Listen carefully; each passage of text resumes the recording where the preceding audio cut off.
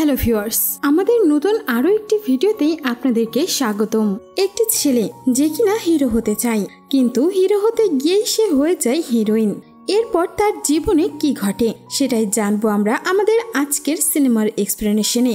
আর আমাদের আজকের সিনেমার নাম হলো মিস্টার রানী। তাহলে চলুন বেশি দেরি না করে শুরু থেকে শুরু করা যাক। সিনেমার শুরুতেই আমরা দেখতে পাই কিছু ছেলে একটি মেয়েকে জোর করে ক্লাসরুমে নিয়ে এসেছে আর রাজা নামের একটি ছেলেকে বলে, ভাই এই যে তোমার জান। রাজা তখন দাঁড়ায় আর বলে, আমি শুনতে পেলাম আজকে নাকি তোমার বার্থডে পূজা, কিন্তু আমি যখন তোমাকে বার্থডে উইশ করতে গেলাম তুমি তো পালিয়েই গেলে। এটা কিন্তু একদম ঠিক নয়। দেখো আমি তোমার জন্য বেকারি থেকে কেকও আনিয়েছি, চলো খাও এটা আর নিজের বার্থডে সেলিব্রেট করো। পূজা এখানে এখন পর্যন্ত অনেক ভয় পেয়েছিল, কিন্তু কেকটা দেখে তার মুখে পানি চলে আসে।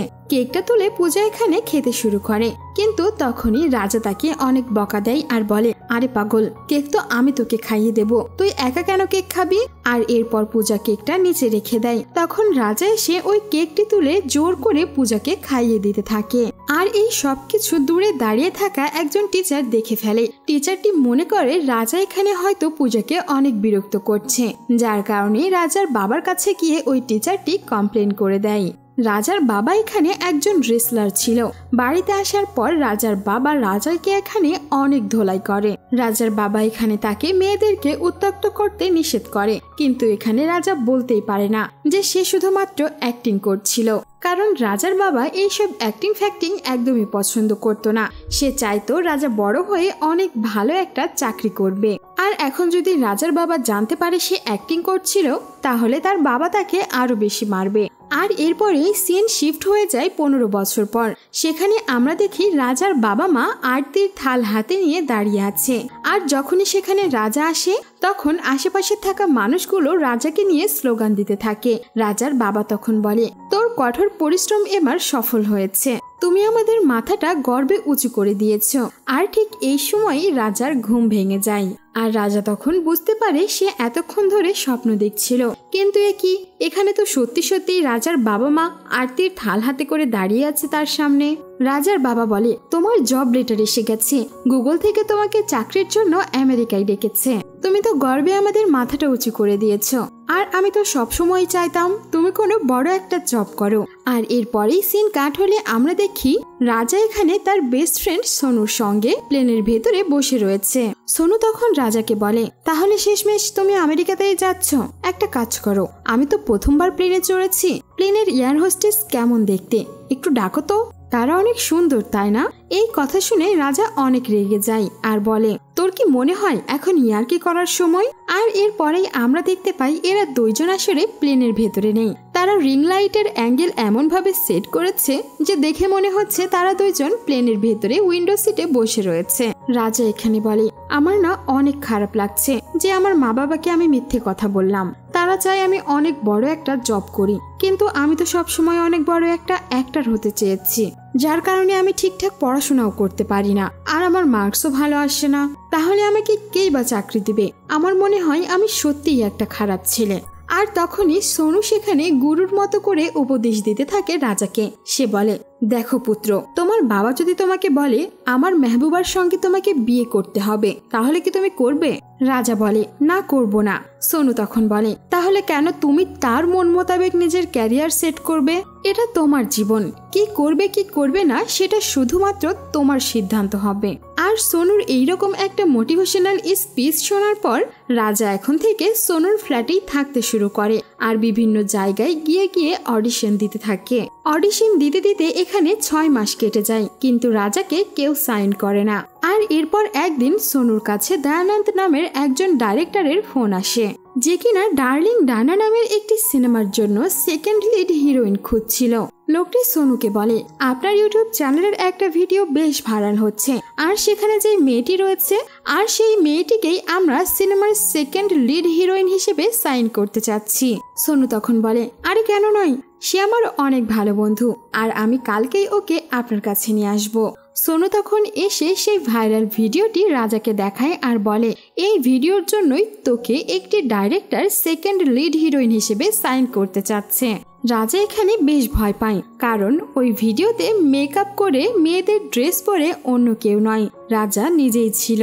রাজা তখন বলে, আরে আমি তো হিরো হতে চাই, হিরোইন নয়। আর এটা তো সেই কলেজের ভিডিও, মজা করে আমি একটা ড্রামাতে মেয়ের রোল করেছিলাম, তার মানে তো এইটা নয় যে আমি ফিল্মেও হিরোইন হয়ে যাব। রাজা তখন টিভি অন করে, তখনই সেখানে অনেক বড় একটা হিরোর সিনেমা চলছিল। সোনু তখন বলে, দেখ দেখ, এত বড় একটা ফিল্ম স্টার যে কিনা ছেলে হয়েও মেয়ের রোল করছে, এমনকি সেই নয়, অমিতাভ বচ্চন, সালমান খান, অক্ষয় কুমার, রিতেশ দেশমুখ আরো অনেক হিরো হিরোইনের রোল করেছে। তাহলে তুই কে যে পারবি না? চুপচাপ কালকে আমার সঙ্গে যাবি। তোকে বলতে তো চাই না, কিন্তু এই সিনেমাতে লিড অ্যাক্টর হিসেবে তোর ফেভারিট হিরোইন দীপিকা রয়েছে। ভেবে দেখো, যেখানে তোমাকে কেউ কাজেই নিচ্ছিল না, সেখানে দীপিকার বিপরীতে তোমাকে কাজ করার সুযোগ দেওয়া হচ্ছে। দীপিকা এখানে রাজার অনেক বড় ক্রাশ ছিল, যার কারণে দীপিকাকে সামনে থেকে দেখার লোভে রাজা এখানে মেনে নেয় সবকিছুই। আর এর পরের দিন আমরা দেখতে পাই রাজা আর সোনু মিলে সেই বিউটি পার্লারে গেছে, যে বিউটি পার্লার থেকে কলেজ টাইমে মেকআপ করেছিল রাজা। বিউটি পার্লারের ওই আন্টি এদের দুজনকে দেখে চিনতে পারে আর বলে, তোমরা দুজন আমার কাছ থেকে মেকআপ করিয়েছিলে, কিন্তু টাকাটা আজ অব্দি দাওনি। আমার সবকিছু মনে আছে, তোমাদের আমি কি করে ভুলে যাব? সোনু তখন ওই আন্টিকে বলে, দেখো আন্টি, ওই সময় আমরা স্টুডেন্ট ছিলাম, তাই পকেটটাও ফাঁকা ছিল, কি করে আমরা আপনাকে টাকা দেব বলুন আন্টি? প্লিজ আমাদেরকে মাফ করে দিন। শুনুন না, আমাদের কাছে আপনার জন্য অনেক বড় একটা সুযোগ রয়েছে। আমাদের কলেজে আরো একটি ড্রামা হতে চলেছে, আর সেখানে চিফ গেস্ট হিসেবে কে আসবে জানেন? দীপিকা। আর আপনি যদি মেকআপটা এমন সুন্দর করে করতে পারেন যে রাজাকে কেউ চিনতে পারবে না যে এই ছেলেটা মেয়ে হয়ে আছে, তাহলে আমরা সবাইকে বলবো যে আপনি এতটা ভয়ঙ্কর মেকআপ করেন যে ছেলে মেয়ের পার্থক্য কেউ করতে পারবে না। তারপর দেখবেন আপনার কত কাস্টমার আসে, আপনার পার্লারে মেয়েদের লাইন লেগে যাবে। এই কথা শুনে এরপর আন্টিও রাজি হয়ে যায় আর রাজার ভ্যাকসিন করতে শুরু করে। বেচারা যন্ত্রণায় এখানে মেয়েদের গলায় চিৎকার করতে থাকে। আর এটা শুনে আশেপাশে থাকা আন্টিরা বলে, এই পার্লারে কি কোনো মেয়ের বাচ্চা হচ্ছে নাকি? আর এরপর রাজা যখন রানী হয়ে বাইরে বের হয়, তখন যেই তাকে দেখে তাকে দেখতেই থাকে। মানে রাজা এখানে নর্মাল কোনো মেয়ের চাইতে দ্বিগুণ সুন্দরী লাগছিল। আর ফিল্মের সেটে এসে এখানে তো একটি ছেলে রাজার পেটেই চিমটি কেটে দেয়। এরপরই রাজা নিজেকে আনসেফ ফিল করতে থাকে আর বলে, এটা কি হচ্ছে আমার সঙ্গে? আমাদের এখান থেকে চলে যাওয়া উচিত, আমার একদমই ভালো লাগছে না। মনে হচ্ছে যেন কোনো বদ্ধ ঘরে আটকে রয়েছি। আর এটাও মনে হচ্ছে যেন ফিল্মি স্টাফগুলো আমার সঙ্গে জোর জবরদস্তি করছে। সোনু তখন বলে, আরে না, এটা যেমনই ফিল্ম হোক না কেন, এটাতে তো দীপিকা রয়েছে, তাই না? তুমি কাজ করে যাও। আর দীপিকার মতো একটা হিরোইন বি গ্রেডের কোনো সিনেমাতে কাজ করবে নাকি? যার কারণে ফিল্মের স্ক্রিপ্ট অনেক সুন্দর। ডাইরেক্টর এখানে দীপিকা আর রানীকে স্পোর্টওয়্যার পরে আসতে বলে, কারণ এখানে সিনটাই এমন ছিল। ডাইরেক্টর বলে, এই সিনের নাম হলো স্বয়ংবধূ। দীপিকা তখন ডাইরেক্টরকে বলে, স্বয়ংবর শুনেছিলাম, স্বয়ংবধূ আবার কি? ডাইরেক্টর তখন বলে, তোমরা দুইজন এখানে পুশ আপ করবে আর আমাদের হিরোকে ইমপ্রেস করার জন্যই এই সমস্ত কিছু করবে। দীপিকা, এখানে তোমার রানীর থেকে বেশি পুশ আপ করতে হবে, যাতে হিরো ইমপ্রেস হয়ে তোমার গলায় মালা পরায় আর তোমাকে বিয়ে করে। আর এরপর দুজন পুশ আপ করতে থাকে। যেহেতু এখানে রানী মানে রাজা ছেলে মানুষ, তাই সে খুব আরামেই অনেক পুশ আপ করতে পারে। কিন্তু অন্যদিকে বেচারি দীপিকা একদমই পারছিল না, তার খুবই কষ্ট হচ্ছিল। ডাইরেক্টর তখন রেগে গিয়ে দীপিকাকে বলে, রানীর কাছে থেকে তো তোমার শেখা উচিত। দেখো তো সে কত সুন্দর পুশ আপ করছে, আর তুমি কিনা পারছো না। তোমাকে তো রানীর থেকে বেশি পুশ আপ করতে হবে, নইলে তো তুমি জিততে পারবে না। তোমার মা তো বলছিল তুমি নাকি প্রতিদিন জিমে যাও, ফিট থাকতে চাও, তাহলে এখন কি হলো? আর তখনই সেখানে থাকা দীপিকার মা, মানে যে কিনা দীপিকার পিএ, সে খুবই রেগে যায় আর ডাইরেক্টরকে অনেক কথা শোনায়। দীপিকার মা বলে, আমার মেয়ে তোমাদের মতো ছোট মোটো ডাইরেক্টরের সঙ্গে কাজ করবে না, যাও প্যাক আপ। ডাইরেক্টর তখন বলে, আমি এখানকার ডাইরেক্টর, আমি বলবো প্যাক আপ। আর এখানে সিনেমার শুটিং এর প্রথম দিনেই প্যাক আপ হয়ে যায়। রাতের বেলা এক জায়গায় বসে রানী আর সোনু খাবার খাচ্ছিল। তখনই পার্লারওয়ালা সেই আন্টির কল আসে সোনুর কাছে। আন্টি তখন সোনুকে বলে, আমি তো শুধুমাত্র বলেছিলাম কলেজে আমার মেকআপের প্রচার করতে, কিন্তু তোমরা এটা কি করেছো? টিভি অন করে দেখো। তারা তখন টিভি অন করে দেখে সুপারস্টার দীপিকা আর ডাইরেক্টরের মাঝে অনেক ঝগড়া হচ্ছে ইন্টারভিউয়ের মধ্যে। দুইজনেই এখানে দুইজনকে বরবাদ করার হুমকি দিচ্ছিল। একটা পর্যায়ে গিয়ে ডাইরেক্টর বলে, আরে যাও যাও, তোমার মতো অ্যাক্টরের দরকার নেই আমার। আমি এখন রানীকেই লিড হিরোইন বানাবো। তোমার চাইতে রানী অনেক ভালো, তার তামিল বলতেও কোনো সমস্যা নেই, পুশআপ করতেও কোনো সমস্যা নেই, আর সে তোমার চাইতে অনেক বেশি সুন্দরী। অ্যাক্টিং তো সে তোমার চেয়েও ভালো করে। এই সব কিছু দেখে রাজার অনেক খারাপ লাগে দীপিকার জন্য, যার কারণে সে ডাইরেক্টরকে ফোন করে সবকিছু সত্য বলতে চায়। কিন্তু সোনু তাকে নিষেধ করে আর বলে, দেখো কথা এখন টিভি পর্যন্ত চলে গেছে, আর তুমি যদি সব সত্য কথা বলে দাও তাহলে তোমার আসল চেহারা সবার সামনে চলে আসবে, আর এরপরে এই খবরটা তোমার বাবাও জানতে পারবে। মনে আছে তো ছোটবেলায় তোমার বাবা তোমাকে কেমন মেরেছিল, আর এইবার তো তোমার বাবা তোমাকে মেরেই ফেলবে, আর ওই পাগল ডাইরেক্টর যদি শোনে সেও তোমাকে গুলি করবে। তাই বলছি যা হচ্ছে হতে দাও, এতে তোমারই সুবিধা রয়েছে। আর এরপর সেখানে থাকা আশেপাশের লোকগুলো রানীকে দেখে চিনতে পারে আর তার সঙ্গে সেলফি তোলার জন্য হুমড়ি খেয়ে পড়ে। রানীকে এখানে একটি স্পেশাল ভ্যানিটিও দেওয়া হয়। সোনু তখন ওই ভ্যানিটিতে লুকিয়ে পার্লারওয়ালি সেই আন্টিকেও নিয়ে আসে মেকআপ করার জন্য, কিন্তু আন্টি এখানে মেকআপের আগে নিজের পেমেন্টের কথা বলে, আর নর্মাল সময়ের চাইতে সে এবার বেশি পেমেন্ট চায়। এই কথা শুনে সোনু আর রাজা অনেক মিনতি করে আর বলে, আন্টি আমাদের কাছে এত টাকা নেই। এরপর আর কি আন্টিও ব্ল্যাকমেল করতে শুরু করে আর বলে, তাহলে আর কি আমিও মিডিয়াতে গিয়ে রানীর সত্যতা বলে দেব। সোনু তখন বলে, আরে আন্টি থামুন থামুন, আমাকে যদি রোডে কাপড় খুলেও নাচতে হয় তবুও আমি নেচে আপনার টাকা পরিশোধ করে দেব, তাও আপনি এমনটা করবেন না প্লিজ, শুধুমাত্র আমাকে একটু সময় দিন। আর এরপর পার্লারওয়ালি সেই আন্টি নিজের হাতের জাদু দেখায় আর রাজাকে রাজা থেকে রানী বানিয়ে দেয়। আর এখানে একের পর এক রানীর অনেক সিনেমা আসে আর সবগুলোই হিট হতে থাকে, যার কারণে রানী এখানে খুব জলদি ফিল্ম ইন্ডাস্ট্রিতেও ঢুকে পড়ে আর অনেক বড় একটা হিরোইন হয়ে যায়। সে অনেকগুলো অ্যাডেও কাজ করতে থাকে, আবার নতুন নতুন শপের উদ্বোধনীতেও রানীকে ডাকা হয়। রানীর এখানে অনেক ডাইহার্ট ফ্যানও হয়ে যায়, যারা কিনা রানীর নামে নিজেদের শরীরে ট্যাটুও বানিয়ে নেয়। শুধু এটাই নয়, রানীকে অনেক টকশোতেও ডাকা হয় তার এই ক্যারিয়ার সম্পর্কে জানার জন্য। রানীর সাথে সাথে সোনু এখানে রানীর ম্যানেজার হয়ে অনেক ফেমাস হয়ে যায়, তাকেও এখানে শোজে ডাকা হয়।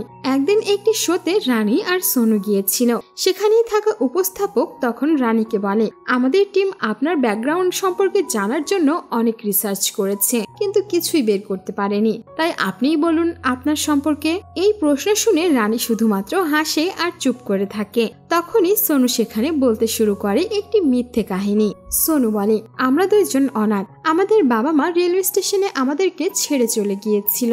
আমি প্ল্যাটফর্ম নাম্বার 1-এ বড়া পাও বেচতাম আর রানী প্ল্যাটফর্ম নাম্বার 2-এ ফুল বিক্রি করত। আমরা অনেক কষ্ট করে নিজেদের জীবন চালিয়েছি, আর এমনও সময় এসেছে মন্দিরের প্রসাদ খেয়ে খেয়ে নিজেদের পেট ভরাতাম। উপস্থাপকটি তখন বলে, আপনারা জীবনে অনেক কষ্ট করেছেন, কিন্তু আজকে দেখুন আপনারা কত বড় একটা জায়গায় দাঁড়িয়ে রয়েছেন, আর এই জায়গাতে আসার জন্য আপনারা এটার ক্রেডিট কাকে দিতে চান? তখনই সোনুর মুখ ফসকে বের হয়ে যায় মেকআপ আর্টিস্টকে। আর রানী এই কথা শুনে কথা সামলে নিয়ে বলে, মানে ওপরওয়ালাকে আর কি, উনি আমাদের জন্য এত সব কিছু করেছেন। উপস্থাপক এখানে বলে, আপনার ডাইরেক্টর কাকার ব্যাপারে কি ধারণা? এখানে ডাইরেক্টর কাকা সেই লোকটি ছিল যে কিনা রানীকে ফিল্ম ইন্ডাস্ট্রিতে লঞ্চ করেছিল, যার কারণে রানী এখানে তার অনেক প্রশংসা করে। আর এইটা বসে বসে টিভিতে দেখছিল ডাইরেক্টর কাকা, আর সে অনেক খুশি হচ্ছিল। রানী যখন এখানে বলে তার মাসেলস পরা ছেলেরা অনেক পছন্দ, তখন ডাইরেক্টর কাকা এখানে ব্যায়াম করতেও শুরু করে দেয়। আর এইভাবেই রানীর জন্যই এখানে দীপিকার স্টারডম একদমই শেষ হয়ে গিয়েছিল। দীপিকার সিনেমা এখানে হিট হচ্ছিল না, যার কারণে তার অনেক মন খারাপ থাকে। একদিন একটা ইউটিউবার এখানে দীপিকার ইন্টারভিউ নিতে আসে, কিন্তু বেচারি দীপিকার কপালটাই খারাপ। ইউটিউবার এখানে শুধুমাত্র রানীর রিলেটেড কোশ্চেনই করতে থাকে দীপিকাকে, যার কারণে সে উদাস হয়ে যায় আর এই ইন্টারভিউ সে এখানেই শেষ করে দেয়। দীপিকা এখানে ওই ইউটিউবারকে প্রশ্ন করে, কোন ইউটিউব চ্যানেলের আপনার সাবস্ক্রাইবার কত? তখন ওই ইউটিউবার বলে, আপনি যখন ইন্টারভিউ দিতে রাজি হয়েছেন তখন আস্তে আস্তে রাস্তাতেই আমি চ্যানেল খুলেছি, আর আপনিই আমার প্রথম সাবস্ক্রাইবার। আপনার যদি ছোট্ট একটি ক্লিপ পাই আমি, তাহলে আমার সাবস্ক্রাইবার অনেক বেড়ে যাবে।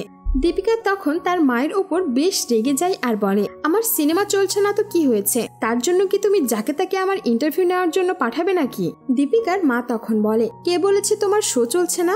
নতুন একটি শোতে তোমার হাউসফুল চলছে। দীপিকার মা তখন বলে, তুমি সুন্দর করে সেজেগুজে সেখানে যাও আর নিজের ভক্তদের সঙ্গে অনেক সেলফি উঠাও। আর নিজের মায়ের কথা মতো দীপিকা এখানে খুব সুন্দর হয়ে রেডি হয় আর সেই থিয়েটারে চলে আসে। কিন্তু একই সে এখানে এসে দেখে পুরো থিয়েটারে শুধুমাত্র একজন মানুষই বসে আছে। থিয়েটারে কাজ করা একটি লোক এসে বলে, ম্যাডাম আপনি টেনশন করবেন না, আপনার সিনেমা হাউসফুলি যাচ্ছে। এই লোকটাই আপনার সিনেমার সমস্ত টিকিট কিনে নিয়েছে। দীপিকা তখন মনে করে, কে এই লোক, তার সঙ্গে আমার একবার দেখা করা উচিত। আর এই লোকটি অন্য কেউ নয়, রাজা ছিল। সে এখানে নকল দাড়ি মুছ লাগিয়ে এসেছে যাতে কেউ তাকে চিনতে না পারে। এখানে রাজা দীপিকাকে দেখে বেশ চমকে যায় আর দীপিকাও রাজার সঙ্গে অনেক ভালো ব্যবহার করে আর কথা বলে। দীপিকা এখানে ভাবতে থাকে, এটাই আমার আসল ফ্যান, আমার সিনেমা চলছে না তাও সে এখানে বসে আমার সিনেমায় দেখছে। দীপিকাও এখানে বসে বসে রাজার সঙ্গে সিনেমা দেখে আর অন্যদিকে রাজা সিনেমার অর্ধেক টাইম শুধুমাত্র দীপিকাকে দেখে আর সিনেমা দেখে দীপিকার প্রশংসা করতে থাকে। এখানে দুইজন দুজনার ফোন নাম্বারও নেয় আর এরপর থেকেই শুরু হয়ে যায় এদের ফোন আলাপ। একদিন দীপিকা রাজাকে ফোন করে আর বলে, আমার তোমার দাড়ি অনেক ভালো লাগে, আমি তোমাকে ভিডিও কল করছি, প্লিজ কলটা ধরো। এই কথা শুনেই রাজা ফোন কেটে দেয় আর বাথরুমে এসে নিজের নকল দাড়ি মুছ খুঁজতে থাকে, কারণ এখানে তার মনেই নেই সে সেগুলো কোথায় রেখেছে। যার জন্যই রাজা এখানে বুদ্ধি খাটিয়ে পুরো মুখে শেভিং ক্রিম লাগিয়ে নেয় আর দীপিকাকে ভিডিও কল করে বলে, আসলে আমার চাকরির একটা ইন্টারভিউ রয়েছে, যার কারণে দাড়ি আমাকে কেটে ফেলতে হচ্ছে। দীপিকা এই কথা শুনে তখন রাজাকে জিজ্ঞেস করে, তুমি কি কাজ করো? রাজাও এখানে তখন বলে, সে গুগলে ইঞ্জিনিয়ার। সিন কাট হলে আমরা দেখি একদিন শুটিং এর জন্য রানীকে তারই গ্রামের একটি নাগ মন্দিরে নিয়ে যাওয়া হয়। রানী যখন কারের ভেতর থেকে এই মন্দিরকে দেখতে পায় তখনই তার মনে পড়ে যায় সে ছোটবেলায় তার মা বাবার সঙ্গে এই মন্দিরেই আসতো পুজো করার জন্য। এখানে এসে রাজার বাবা সব সময় প্রার্থনা করত, আমি তো শুধুমাত্র একটা কনস্টেবলই থেকে গেলাম, আমার ছেলেকে অনেক বড় একটা ইঞ্জিনিয়ার বানিয়ে দাও উপরওয়ালা। কিন্তু অন্যদিকে রাজা সব সময় এটাই দোয়া করত যাতে সে অনেক বড় অ্যাক্টর হতে পারে। রানী এখানে দেখতে পায় তার শুটিং দেখার জন্য তার অনেক ভক্ত এসেছে আর তাদেরকে সামলানোর জন্য দুইজন কনস্টেবলও আনা হয়েছে। আর এই দুই কনস্টেবলের মধ্যে একজন তো তার নিজেরই বাবা ছিল। রাজা তার বাবাকে দেখে অনেক ভয় পায় আর সোনুকে ডেকে বলে, আমি আজকে শুটিং করতে পারবো না, তুমি আমাকে কেন এখানে ডেকেছো? যদি আমার বাবা আমাকে চিনতে পারে তখন কি হবে? সোনু তখন বলে, আমি তো তোমাকে জিজ্ঞেস করেছিলাম এই জায়গাতে শুটিং হবে, তুমি যাবে কিনা, তুমি তো হ্যাঁ বললে। নিজের প্রেমিকার সঙ্গে কথা বলার জন্য তাড়াহুড়োতেই তুমি হ্যাঁ বলে দিয়েছ। তোমাকে আমি এখানে নিয়ে এসেছি, শুটিং এর সব বন্দোবস্ত হয়ে গেছে, যার কারণে এখন আর এইটা বললে হবে না, চুপচাপ শুটিং করো। আর তোমার বাবা এখানে ডিউটিতে আছে তো কি হয়েছে, সে তোমাকে কোথা থেকে বা চিনতে পারবে? ভুলে যেও না তুমি এখন রাজা নাও, রানী। আর এরপরেই রাজা নিজের বুকে অনেক সাহস জুগিয়ে ভয়ে ভয়ে শুটিং করতে আসে। আর এখানে শুটিংটাও এমন ছিল যেখানে রানী নাগিন সেজে আছে আর তার থেকে নাগমণি নেওয়ার জন্য কয়েকটা গুন্ডা তাকে ধরে নিয়ে যাচ্ছে। তারা নাগিনকে এখানে কন্ট্রোল করার জন্য তার জামা কাপড় ধরে টানাটানি করতে থাকে। হুট করেই রানীর জামা কাপড় ছিঁড়ে যায় আর তার বল দুইটা নিচে পড়ে যায়। বল দুইটা এখানে রাজার বাবা হাতে তুলে নেয়। আর যেহেতু বৃষ্টি শুরু হয়ে গিয়েছিল তাই রানীর মেকআপও এখানে ধুয়ে যায় আর তার আসল চেহারা সবাই দেখে ফেলে। আর একটু পরে রাজা খেয়াল করে, আরে এটা তো শুধুমাত্র আমার ইমাজিনেশন ছিল। রানী এখানে খুব ভালোভাবেই শুটিং কমপ্লিট করে। আর তখনই সেখানে দীপিকার মায়ের পাঠানো গুন্ডারা চলে আসে যাতে শুটিং এখানে তারা করতে না পারে। রাজার বাবা গিয়ে সেই গুন্ডাদের থামানোর চেষ্টা করে কিন্তু তারা এখানে উল্টো রাজার বাবাকেই মারতে থাকে। আর এইটা রাজা মানে রানীর একদমই সহ্য হয় না আর সে এসে এখানে নাগিনের মতো হেলে তুলে তাদের মারতে শুরু করে। আর এরপর সিন কাট হলে আমরা দেখি রানী নিজের বাবাকে বাড়িতে রেখে আসতে যাচ্ছে। এখানে রাজার বাবা ইমোশনাল হয়ে রানীকে বলে, আমার না একটা ছেলে ছিল যে খুব করে চাইতো সে একটা অনেক বড় অ্যাক্টর হবে, কিন্তু আমি মনে করতাম যারা সিনেমা করে তারা একদমই ভালো মানুষ নয়, আমি ওকে অনেক মারধর করতাম, কিন্তু রানী ম্যাম আপনাকে দেখে আমি এখন নিজের ভুল বুঝতে পারছি যে যারা সিনেমাতে কাজ করে তারাও ভালো মানুষ হয়। আমার এখন খুবই খারাপ লাগছে যে আমি আমার ছেলেকে আমার পছন্দ মতো কাজ করতে বাধ্য করেছি। ওকে ইঞ্জিনিয়ার বানিয়েছি আর জোর করে আমেরিকাতে পাঠিয়ে দিয়েছি কাজ করার জন্য। আর এখানে ওকে ছাড়া আমরাও ভালো নেই। এখানে রানী অর্থাৎ রাজাও বেশ ইমোশনাল হয়ে যায়, কিন্তু সে কিছুই বলে না। আর অন্যদিকে রানীর সেই নাগ মন্দিরে ফাইটিং করার ভিডিওটি পুরো দেশে বেশ ভাইরাল হয়, যার কারণে অনেকেই দাবি করতে থাকে আজ অব্দি রানী শুধুমাত্র চঞ্চল একটি মেয়ের ক্যারেক্টার যেখানে কান্নাকাটি আর রোমাঞ্চ আছে এমনই সিনেমা করেছে। আর রানীর যেহেতু এমন ফাইটিং স্কিল রয়েছে, তাকে নিয়ে তো অ্যাকশন ফিল্ম করা উচিত।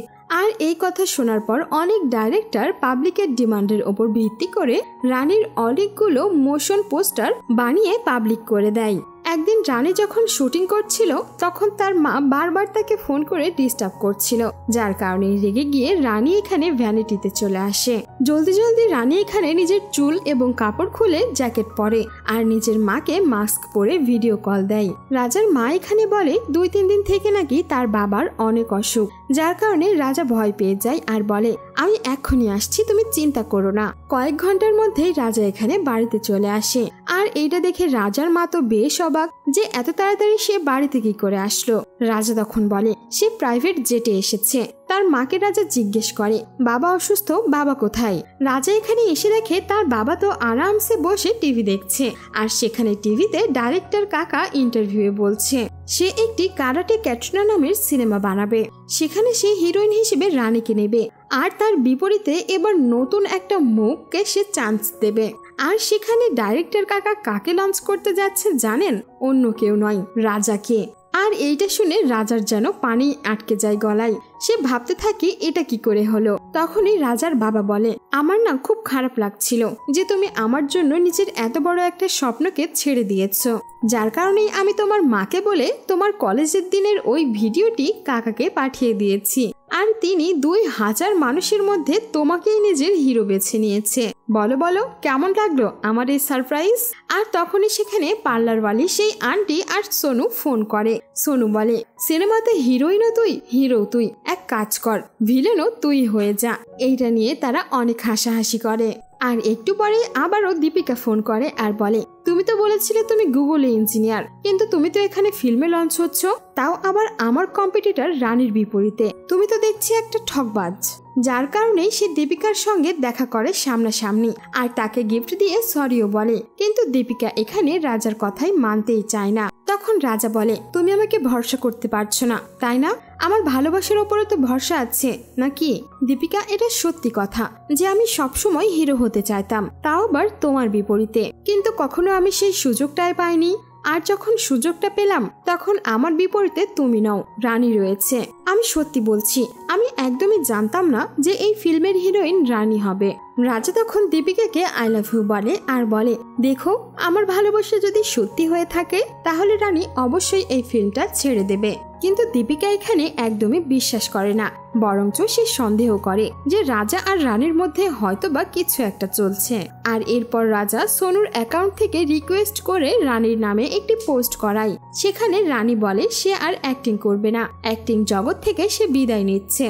আর এইটা দেখার পরে দীপিকা এখানে রাজাকে বিশ্বাস করে, তাকে মাফও করে দেয়। আর অন্যদিকে বেচারা সোনুকে সবাই ফোন করতেই থাকে, তারা বারবার এইটা জানতে চাচ্ছিল কেন রানী আর সিনেমা করবে না। বেচারা সোনুর কাছে এই প্রশ্নের কোনো উত্তরই থাকে না। একটু পরে আমরা দেখতে পাই ডাইরেক্টর কাকা এখানে রানীর সঙ্গে দেখা করতে এসেছে। কাকা বলে দেখো রানী তুমি এমনটা করতে পারবে না, সিনেমা ইন্ডাস্ট্রি থেকে তুমি যেতে পারবে না। আমি তোমাকে না জানিয়ে কারাটে ক্যাটরিনা সিনেমাটির কথা বলে দিয়েছি জন্যই তুমি রাগ করেছো। আমি সেই সিনেমাটাই বাদ দিয়ে দিচ্ছি, তার জায়গায় আমার কাছে অনেক ভালো একটা কাহিনীর গল্প আছে। সিনেমার নাম হবে দ্য পাওয়ার অফ লাভ। এই সিনেমাতে একটা রাজা আর মডার্ন মেয়ের একটা গল্প দেখানো হবে। এটা একটা ম্যাজিক্যাল মুভি হবে যেখানে কোনো একটা কারণে হিরোইনের ফোন সেই আগের যুগের রাজার কাছে চলে যাবে আর তারা সবসময় ফোনের মাধ্যমে কথা বলবে। এই সিনেমাতে সামনাসামনি কখনোই নায়ক নায়িকার দেখা হয় না। এইটা শুনে রানী বেশ খুশি হয় আর ভাবে যদি কাহিনী এমন হয় তাহলে এই সিনেমাতে আমি ছেলে আর মেয়ে দুইটা ক্যারেক্টারই করতে পারবো। কারণ যেই দিন নায়িকার শুটিং থাকবে সেই দিন নায়কের থাকবে না, আর যেই দিন নায়কের থাকবে সেই দিন নায়িকার থাকবে না। ফিল্মের কাহিনী শোনানোর পর এখানে ডাইরেক্টর কাকা রানীকে প্রপোজ করে বসে বিয়ের জন্য। আর এইটা শুনে বেচারা রানী বেশ অবাক হয় আর খুব কষ্ট করেই সে ডাইরেক্টর কাকাকে নিজের বাড়ি থেকে বের করে দেয়। এখানে সিনেমার শুটিং রানী খুব ভালোভাবেই শেষ করে আর এরপরে গান লঞ্চের জন্য একটি প্রিমিয়ার শো রাখা হয়, যেখানে সবাই প্রথমবারের মতো রাজা আর রানীকে একই সঙ্গে দেখবে। রাজা এই প্রিমিয়ার শোতে রাজা সেজেই আসে, কারণ সেখানে রাজার বাবা মা আর দীপিকাও আসে, যার কারণে রাজা এখানে নিজের স্বরূপেই তাদের সঙ্গে টাইম স্পেন্ড করতে চাইছিল। আর তখনই কাকা রানীকে ফোন করে আর জিজ্ঞেস করে সে কখন আসবে। রানী তখন বাহানা করে যে সে আসতে পারবে না, সে অনেক অসুস্থ। কাকা তখন বলে তুমি যদি আসতেই না পারো তাহলে আমি গান লঞ্চ ক্যান্সেল করে দেব। এইটা শোনার পর রানী এখানে গাড়িতে করে আসে আর গাড়িতে আসার সময় সে অনেক মদও খায়, যার কারণে রানী এখানে একদম ফুললি টাল্লি হয়ে যায়। আর এরপর দীপিকা যখন স্টেজে আসে তখন রানী দীপিকাকে একটি গোলাপ ফুল দেয় আর এটা দেখে দীপিকাও অনেক খুশি হয়। দীপিকা বলে আমি শুধু শুধু তোমার উপর রেগেছিলাম, তুমি তো অনেক ভালো মনের একটা মানুষ। রানী এখানে এটাতেও থামে না, সে স্টেজের ওপরে সবার সামনে দীপিকাকে লিপ টু লিপ কিস করে বসে। দীপিকা এখানে অনেক শখ খেয়ে যায়, সে খুব কষ্ট করে রানীর হাত থেকে নিজেকে ছাড়িয়ে নেয় আর গাড়িতে করে চলে যায়। আর তখনই রানীর টিমের মানুষরাও তাকে নিয়ে বাড়িতে চলে আসে। আর অন্যদিকে বেচারা কাকার মনটাই এখানে ভেঙে যায়, সে আজকেই রানীকে রিং দিয়ে এঙ্গেজমেন্ট করার প্ল্যান করেছিল, কিন্তু এখন সে দেখতে পাচ্ছে রানী একটা লেসবিয়ান। সে ভাবতে থাকে আরে না, কোনো মিসআন্ডারস্ট্যান্ডিং হয়েছে, যার জন্যই সে আবারও রিং নিয়ে রানীর কাছেই চলে আসে। কিন্তু একই, রানী তো এখনো নেশার ঘরে রয়েছে, সে যা তা বলে দিচ্ছে ডাইরেক্টরকে। যখন কাকা এখানে তাকে রিং পরিয়ে এঙ্গেজমেন্ট করতে চায়, রানী খুশি মনেই সেই এঙ্গেজমেন্টও করে নেয়। আর একটু পরে সেখানে বন্দুক হাতে দীপিকা চলে আসে। রানী খুব খুশি মনেই দীপিকাকেও নিজের এঙ্গেজমেন্ট রিং দেখিয়ে এঙ্গেজমেন্টের কথা বলে দেয়। দীপিকা তখন বন্দুক তাক করে বলে আমার মান সম্মানের উপর হাত দিয়ে তুই এখানে আরামে এঙ্গেজমেন্ট করছিস, তোকে আমি ছাড়বো না। আর তখনই সবাই এখানে দীপিকাকে ধরে বন্দুক কেড়ে নিতে চাচ্ছিল। আর এইভাবে করতে করতে রানী এখানে সুইমিং পুলের ভেতর পড়ে যায়, যেখানে রানীর মাথার উইগ আর তার মেকআপও উঠে যায়। আর এইটা দেখে দীপিকা আর কাকা দুজনেই অবাক হয়ে যায়, তারা এখানে চিনতে পারে আরে এটা তো রানী নয়, রাজা। এখানে রাজার নিজেরও অনেক খারাপ লাগে আর সে বলে সে বাড়ির বাইরে দাঁড়িয়ে থাকা মিডিয়া কর্মীদের সবকিছু সত্য করে বলে দেবে। আমি বলে দেব যে আমি তাদের সঙ্গে বিশ্বাসঘাতকতা করেছি। রানী বলে তো কেউ নেই এখানে, আমি শুধুমাত্র নিজের স্বার্থের জন্যই রানীর রূপ নিয়েছিলাম। আর এইটা শোনা মাত্রই কাকা এখানে রাজাকে অনেক জোরে একটা থাপ্পড় মারে। কাকা বলে তুমি মানুষের ইমোশনের সঙ্গে এমন ভাবে খেলতে পারো না, তোমার জন্য হতে পারে এটা রিল লাইফ, কিন্তু মানুষের জন্য এটা রিয়েল লাইফ। মানুষ যখন সিনেমা দেখে তখন সেটাকে সত্যি বলে মনে করে, যার কারণেই দেখো না যখন হিরো গুন্ডার পিটাই করে তখন তারা হিরোকে চিয়ার করে, হিরোইন যখন কান্না করে তারাও কান্না করে, আর যখন রোমান্স হয় তখন তারাও হাসে। তোমার কোনো কোনো ভক্ত তো নিজের শরীরে তোমার নামে ট্যাটুও করেছে, তুমি যদি এই সব কথা গিয়ে মিডিয়ার সামনে বলো তারা তো মরেই যাবে। আর এরপর কাকা এখানে একটি প্ল্যান করে আর বলে তাদের সিনেমা পাওয়ার অফ লাভের ক্লাইম্যাক্স সিন শুট হবে এই নদীর পাশে, যেখানে রানী আসে আর সে নিজের ফোনের রিংটোন শুনতে পায়, যার কারণে সে একটি বোর্ড নিয়ে পানির ভেতরে চলে যায় ফোন খুঁজতে। আর তখনই পানির ভেতর থেকে হিরো আসে ফোন হাতে নিয়ে, সে পাস্ট থেকে হিরোইনকে খুঁজতে এসেছিল। রানী পানির ভেতরে লাফ দেয় আর সেখান থেকে রাজা বের হয়, কারণ পানির ভেতরে তাদের একটি সেট আপ করা ছিল। ডাইরেক্টর কাকা তখন এখানে চিল্লাপাল্লা শুরু করে যে রানীকে পাওয়া যাচ্ছে না। অনেক মানুষ তো রানীকে খোঁজার জন্য পানির ভেতরে চলে যায়, কিন্তু তারা কেউই রানীকে খুঁজে পায় না। এখানে রানীর ভক্তরাও তার জন্য অনেক বেশি চিন্তা করতে থাকে। আর অনেক কয়েকদিন পরও যেহেতু রানীকে পাওয়া যায় না, তাই সবাই রানীকে মৃত ঘোষণা করে দেয় আর তার একটি মূর্তি বানিয়ে তারা সেই মূর্তিরও পূজা করতে থাকে। আর অন্যদিকে রাজা এখন আরামে রাজা সেজেই ঘুরতে পারে, সে এখন অনেক বড় একটা হিরো হয়ে গিয়েছিল। রানীর ভক্তরাও এখানে রাজাকে অনেক ভালোবাসে, কারণ রানী এখানে তার জীবনের শেষ সিনেমাটা রাজার সঙ্গেই করেছিল। অন্যদিকে দীপিকাও অনেক খুশি হয়, কারণ তার কম্পিটিটর রানী এখন চলে গেছে আর রাজাও তাকে মন থেকে অনেক ভালোবাসে। আর এরই সঙ্গে সঙ্গে সিনেমা এখানেই শেষ হয়ে যায়। সো ভিউয়ার্স, আমাদের আজকের সিনেমার এক্সপ্লেনেশন আপনার কাছে কেমন লেগেছে সেটা অবশ্যই আমাদের কমেন্ট বক্সে জানিয়ে দিতে ভুলবেন না। আর এমনই মজার মজার সিনেমার এক্সপ্লেনেশন শুনতে হলে আমাদের চ্যানেলের সঙ্গেই থাকুন। ধন্যবাদ।